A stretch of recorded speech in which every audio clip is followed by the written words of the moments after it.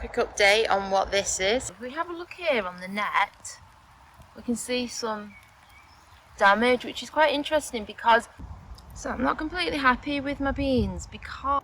Hello and welcome back. So it's been a few days since I've been here. The main issue I'm finding at the moment is the weather. It's been raining constantly on and off. So trying to find a time when I can come to the allotment, because like a lot of people, I'm fitting it in between work, family and everything else. So I'm having to check the weather almost hourly at the moment just to see. But I've managed to find a break in the rain right now, and occasionally the sun even comes out. So I'm here and let's see what we can do today. We've got a break in the rain again. Let's have a look at the carrots and the sprouts. So I've not looked at these for a couple of weeks now, and as you can see, what happens is we get totally overgrown with weeds. So that's fine, I can sort the weeds out. I'm just looking, the sprouts that weren't under the net, it's a bit of a theme here, have been eaten. The ones under the net look okay. Carrots, I think once I get all the weeds out, fine. And I've also got some more carrots that I bought as like cooked plants, so I'll get those out as well today. Okay, let's go. So I have to be careful that I don't knock accidentally any of the broccoli or the carrots while I'm doing this. So I'll pull out any by hand if they're too close. These I mentioned last time has been a really invasive weed. They're called mare's tail, and you probably notice that they are everywhere and they grow really quickly. They have really long roots and they're really hard to destroy. So you just have to keep as quick as you can as soon as you see them, just get them up. Right,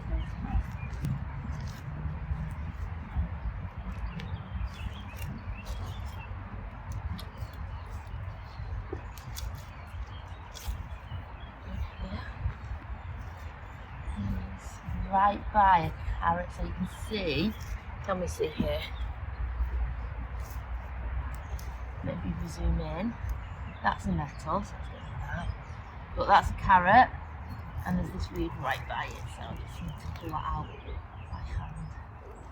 Try and get the roots as much as you can, like I say, the mare's tail is very difficult, but as much as you can, try and get the roots as well. Stop the The sprouts here are looking great actually. So that one and that one, they're looking really good, really healthy.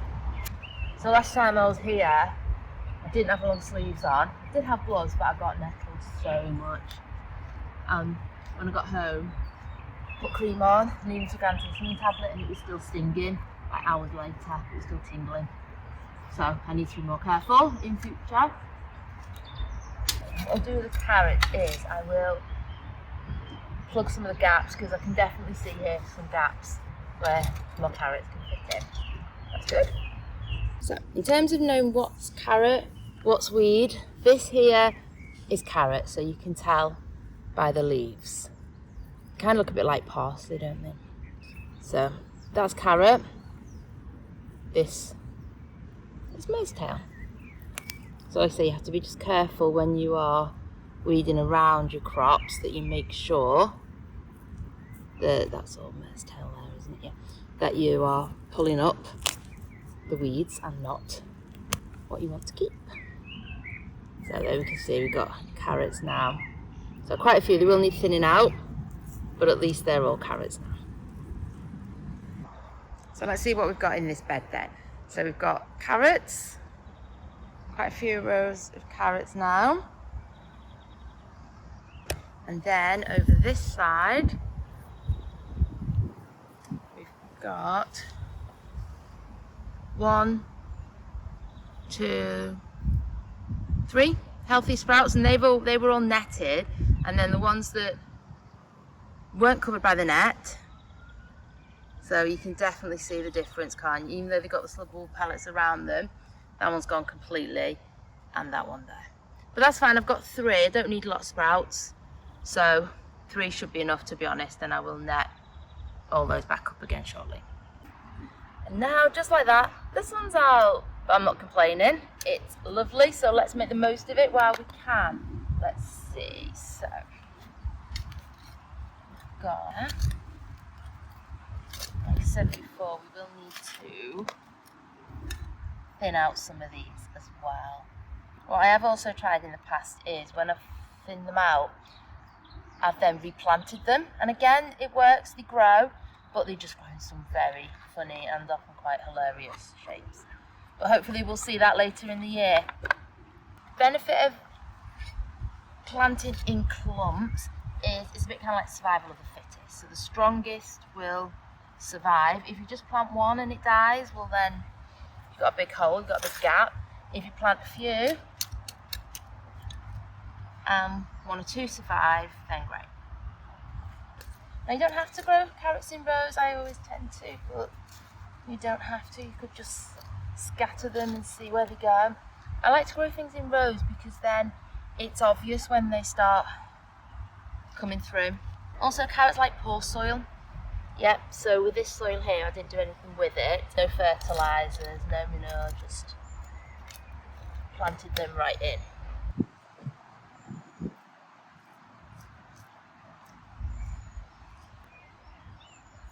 Clumps. Might as well just plant that big clump there. The more carrots we have, the better. Carrots is one of the things that we eat quite a lot in my family, my daughter especially. She'll eat raw carrots. I tend to prefer them cooked.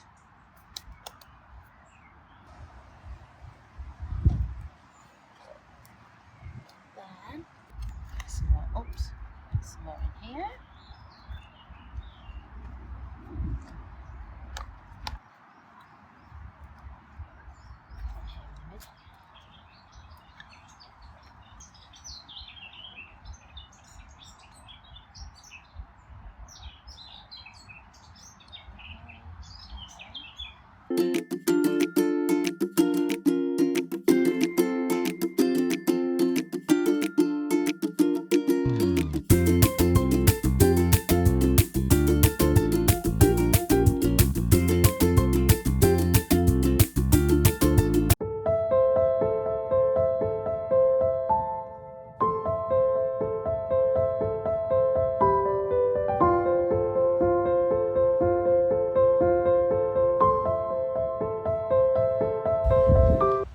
Now, I mentioned last time I was here that my pumpkin, so this is a Big Mac's pumpkin, and it's not died, but it's not looking good. So, what I found, I've never used these before, but they're actually chicken manure pellets. Ooh, so these were just some I got at the garden centre.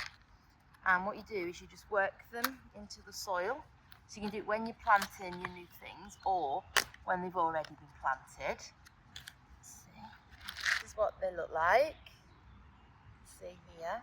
So what I'm going to do is I'm just going to put them all around the base of the plant like this, and then just mix it into the soil like so. And the idea is it will just decompose down and give nutrients to the plant.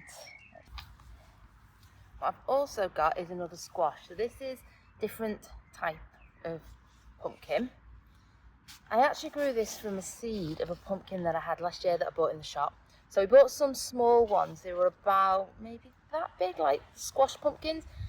And I used them as decoration in the house in autumn. And I really liked the look of them. So I kept some seeds and I tried 3, I think it was, and 1 germinated, and it's this one. So I'm going to put this in here as well. Let's see. Right, let's put it here. Again, this should just spread out across the ground, so we've got plenty of room around everything else. I'm going to bury it up to its first leaves. So these are its seed leaves. You can see just there, that's its seed leaves. They're the first ones to develop, and then everything after that is its true leaf. So I'm going to bury it up to that. You see it's got quite pot bound. Let's just give that a quick tease out. There we go. And backfill that. Be careful of the sweet corn, particularly the one that was bent last week. It's still hanging in there though, so that's good. either. I do have some more slug pellets actually, slug wool pellets, so completely organic and natural. So I might put some more of those around there first before I peg up. Let's do that. Now, I didn't buy too many of these this time, so it's not sponsored, it's just these are the ones that I've used before. I like them. I think I'm going to have to cut that open with the scissors.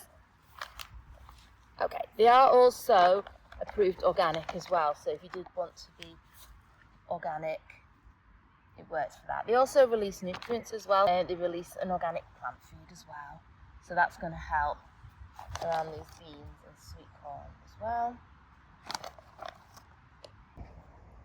Another bit of the allotment that's been untouched is this mini fruit cage, I would say. So there are some fruit bushes growing in there, again not 100% yet what they are, but it's got completely overgrown. So what I'm going to do is I'm going to have a quick trim of it now just to see what's in there.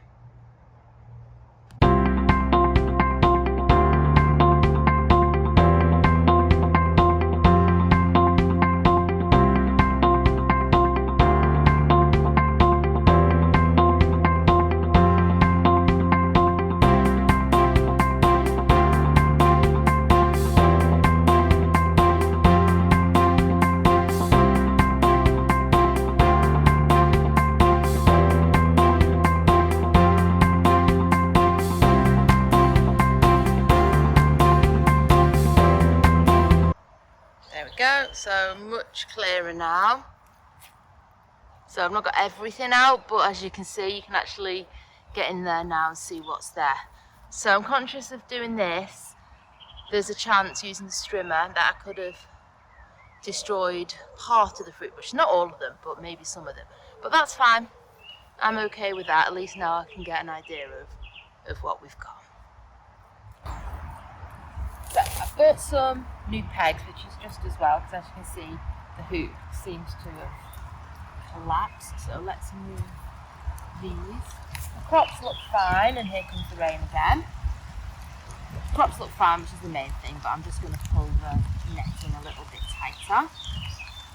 I'm going to put up in a minute.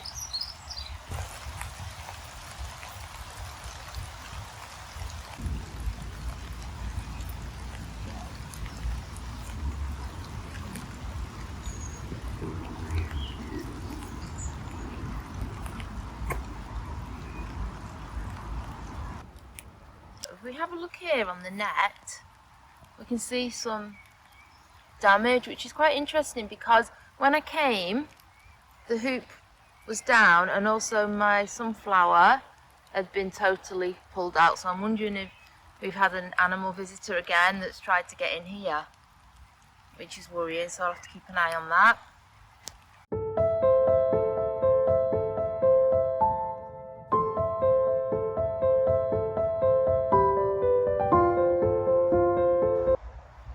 Quick update on what this is. So if you saw my last video, you saw that I tied this all up and tidied it up, and no idea what it is because it came with the allotment. So I just did a quick plant ID, and it's saying blackberries, which is good. And then over here I already knew this one back here was raspberry, and then I just ID'd this one here in the front, which does look very similar, and that came up as red raspberry, or it could be black raspberry. They haven't changed colour yet, so they could be either. The final job of the day is going to be to weed out where the tomatoes and the green beans are.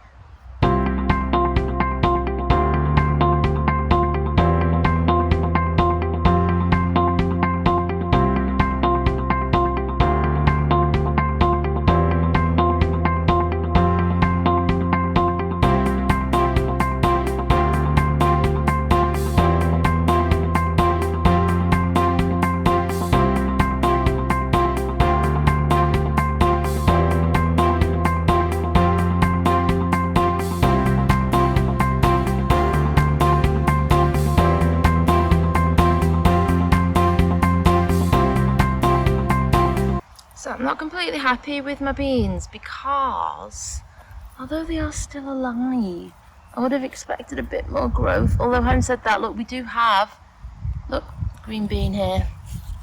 So I think what I might do is give these a feed as well before I go. Again, We can see it being there, so that's great. I would just have expected them to be a bit taller by now, but they'll hopefully catch up.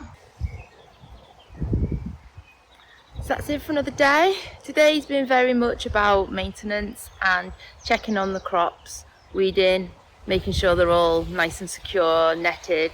Because as much as I want to spend time tidying up the plot, the priority has to be the produce and making sure that I'm going to get some come summer or come the end of summer into autumn. So I have also discovered I've got a lot of raspberries. So I did a plant ID check in the fruit cage and they all came up apart from one, which is blackberry. Potentially they're all raspberries, so I better get some recipes, better start looking up some recipes for raspberry apart from raspberry jam.